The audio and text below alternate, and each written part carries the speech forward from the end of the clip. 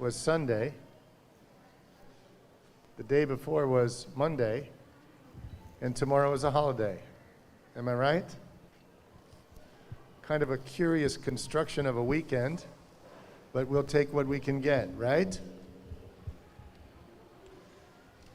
How are you enjoying grades 9 and 10?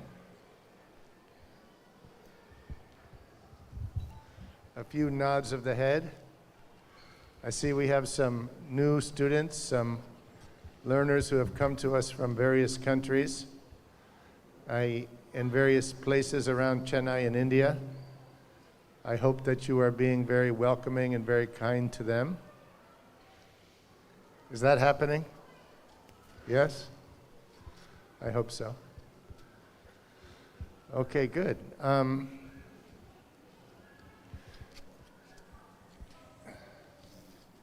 5 young women are here to talk about their learning. Please come. Scholars from grade 10, you can come this way.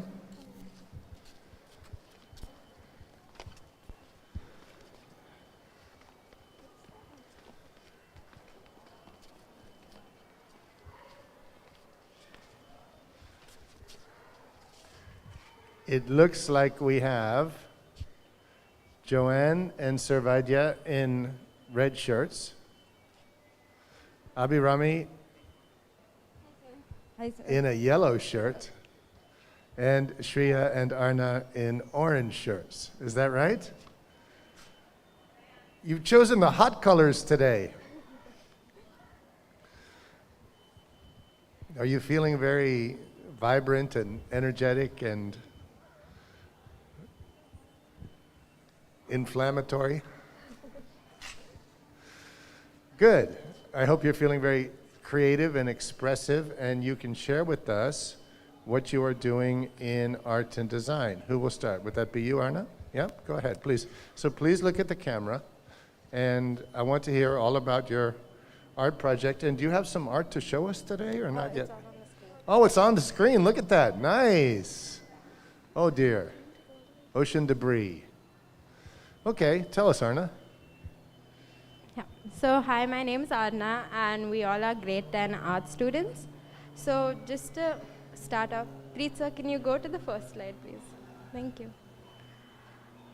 So today we're just going to show you a bit of our IGCSE2 coursework project that we submit to Cambridge. And we've been working on developing this project all through summer and the first month of school. Sir will take over. Hi, I'm Sur. I've chosen to work with the theme Wabi Sabi, which is a Japanese phrase that means failure is part of perfection. The reason I chose this is because it connects with me on a personal level. Being surrounded with growing artists and being a growing artist myself, I often find a lot of imperfections in my work, but when my viewers or my audience look at my work, they see them as perfections. The different forms of art that I've seen come under the broader category of mending. So there's Pojagi, which is a Korean art of mending cloth and textiles. There's the Indian art that links back to my roots, Kata, which is the Indian version of mending textiles. And there's Kintsugi, which is a Japanese art of taking broken china and mending it with gold. Nice. Abhirami? Hi everyone. So my name's Abhirami, and basically the main focus for my coursework is actually diversity in between. And I decided to focus on this concept just because my nationality is Singaporean, but my roots are grounded of India, obviously. And so basically I chose the main food, like cultural aspect, which is food and cuisines. So I decided to integrate the integral components of both cuisines, which is the Chinese cuisine and the Indian, and decided to make one composition that essentially personifies me.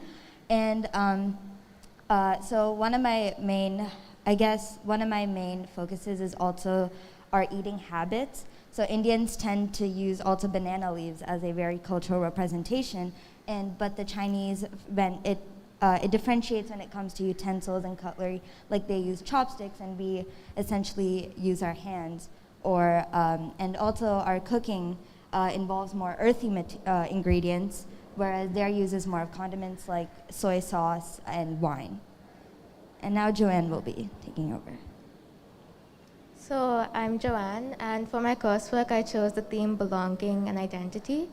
I chose this theme because as humans, we all want to belong, we all want to fit in somewhere.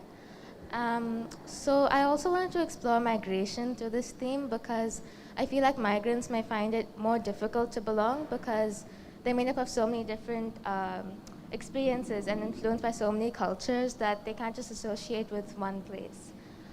So for my artist influences, I chose artists who work with portraits because I think faces are how we identify ourselves and how other people identify us, but that perspective may be wrong because I may look Indian, so people may assume I know traditions and history, but I don't because I've also migrated from another country. So all these artists explore beyond our faces.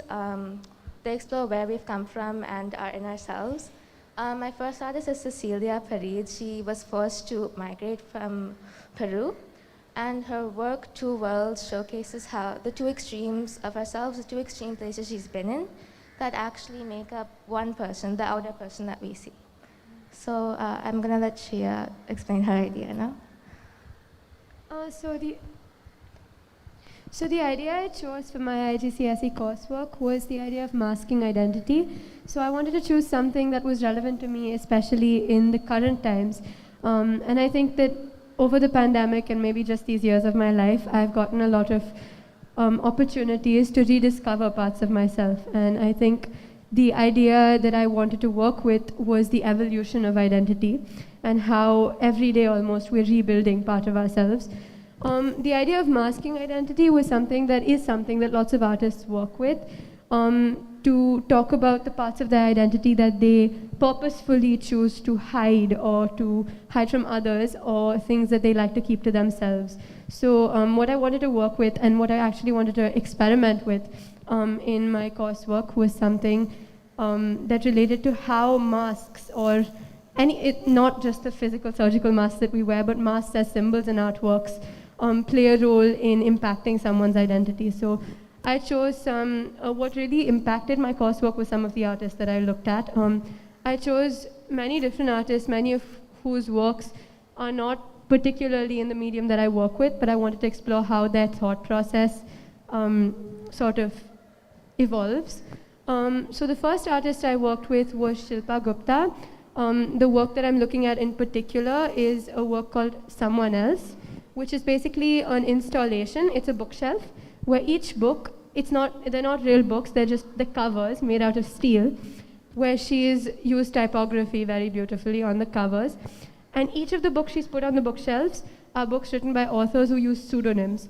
So the pseudonyms mask part of their identity, and many of them use them for very different reasons. Some women use them because otherwise people wouldn't read their books, and some people just didn't want to spoil their career as chemical engineers and things like that. So it was very interesting to read each of their stories and to see how they mask their identity. The second artist I looked at was someone called Shadi Khadiria. I'm not sure if I'm pronouncing her name right, but she's an Iranian artist who I think she took household objects that were given to her during her marriage, and she's a photographer, so she put them against her face to almost, it was like an exploration of how they impact her and her own identity, and to see their connection with her, because they're not like the things that she is inherently connected with, but was somehow connected with her on the occasion of her marriage and somehow became a part of her. So that's what I want to work with. Great, thank you. That's brilliant. Really interested to hear all of your observations, and I have many questions, but I think Arna's going to say something else. Go ahead, Arna. So just to add on, I have chosen the theme of ocean debris. Kavya has chosen the theme of Indian bridal fashion that suits all the different body types. Nanika has chosen the theme animal illustrations with animal awareness and conservation and social context. Kritika has chosen the theme fragments. And just to conclude our whole mini presentation today, some of the skills that we are learning through developing our coursework is imagination, sensitivity, conceptual thinking, powers of observation, and analytical skills. And we're trying to gain confidence and enthusiasm as we develop technical skills in diverse medias and solve problems in visual and tactile forms. And we're also developing a great awareness of the role played by the visual arts in society and in history, broadening both cultural experiences and individual experiences. That's a big plate. That's a lot to learn in an art class. So I have a couple of questions. Let's just start with the easy ones first. Can you describe the difference between an IGCSE subject with coursework and an IGCSE subject that is exam only? And which do you enjoy, and what are the challenges, etc.? Go ahead, Shreya. I think that it's not that they're all, each subject with coursework, for example, some of us also take global perspectives, but that is different. I think that the way of they orient their coursework is different. But I think a subject with coursework just makes you pay more attention to the part of the subject that is little less time bound or that requires a larger time sort of limit, and you get to work on and you get to put more I think you get to focus on that even more, whereas a subject which only has an exam helps you look at the time bound aspect of it and teaches you the skills of writing the exam, but at the same time I think going through the entire process of coursework really helps you connect with the subject, I think, better to some extent. Interesting. Anybody else? Okay. So there are many artists in my family, and what I've observed in watching artists, and especially in high school, is that the more traditional approach is to gain basic skills, especially in drawing first, and to have to spend hours and hours and hours drawing flowers in a vase, drawing the human hand, drawing various parts of anatomy. It all looked like way too much work for me, which is why I chose mathematics. So, but when I see in your artwork, and I hear all of you talk about art, I see all these thematic art, conceptual art, installations, concept art, all this talk about awareness and sensitivity and identity. So tell me, and these days, of course, young artists are doing all different kinds of media, including sculpture and digital art and everything else. So tell me if you think that the traditional approach is still important, and did you guys learn all these drawing skills yourselves, or are you just embracing the modern approach and you think that the traditional approach is too old-fashioned and not necessary? I see Joanna is eager to answer this one. Well, I do think that the traditional approach is important because when you have an idea, you want to know how to execute it and how you can get it to reach a large audience. But I think it's good to have a balance between conceptual art and traditional art because you also have to connect with the artwork. Like if I'm drawing a portrait of somebody I don't know, maybe I wouldn't connect with it. Maybe I would just focus on the technique. But if it was a conceptual idea, then I would connect with it, and that would make the art more meaningful. Great. Anybody else? Can I? Yeah, Shreya? I think that what you're saying, Mixer, is actually completely right, because I think a lot of us realize this through our process. There are some things that I feel maybe we aren't at the best skill level of yet, and therefore that kind of limits our imagination almost to the extent to which we can express even thematically or conceptually. So I think that the basics are always the most important, because a very good artist as well, all of his artworks will show his high skill level. The ones that you appreciate the most might be got to do with the concept of it or the themes of it, but I think the skill level is essential to the artwork. So before you get into the rest of it, I think that's the most important. Great. Thank you so much. Now, I think, Abhirami, you said you were Singaporean national. Am I right? Yeah? And can all of you tell me a little bit, I've heard that you're bringing an artist from Korea, from Japan, from Iran, from Peru, etc.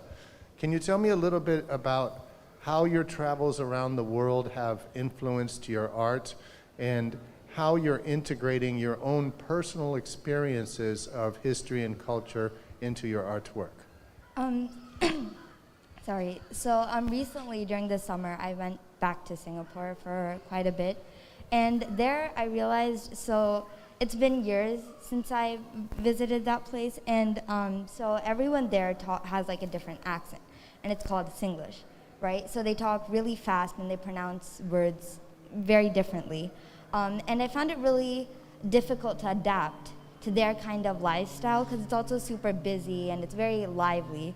And the usage of like transportation, like public transport's more common there rather than actual private vehicles. So whenever I went to like a restaurant, right, and I had to order food by myself, it would take me quite a while. So they would be like, do you want steamed chicken or do you want like grilled chicken? And it would take me a really long time to actually comprehend what they're trying to say. And I would keep going like, huh? And then after a point, they actually got annoyed. So, and also when it comes to food, it was incredibly different there as to the way they were eating. So I actually learned how to use chopsticks there because fortunately I was actually forced to. And that's when it made me realize I wasn't as versatile as I thought I was.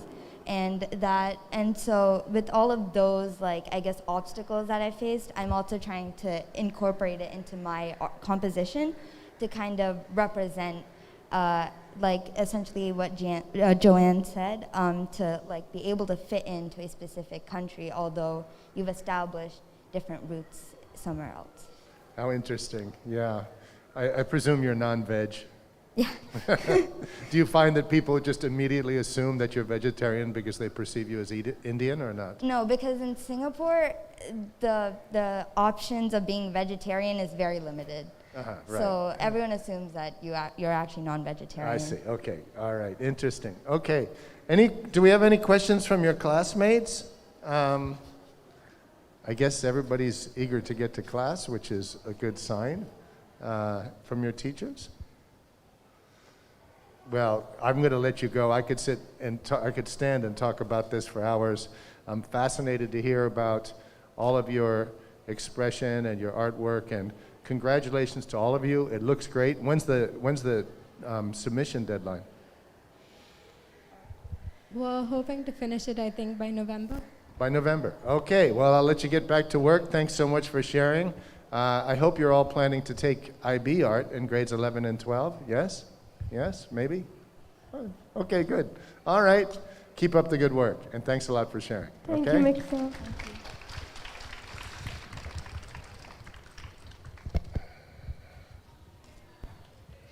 I'm going to leave the last word with Ganesh.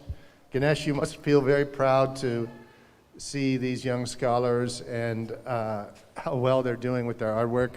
Can you just say a couple things about the IG program and how we're trying to get lots of course subjects offered and give every child the opportunity to pursue his or her own dreams and to study what she or he wants to study, yeah? Good morning, everyone.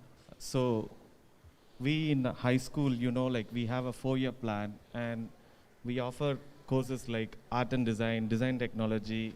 Those subjects are really, really coursework rigid subjects, and they also have a continuum in your IB diploma program.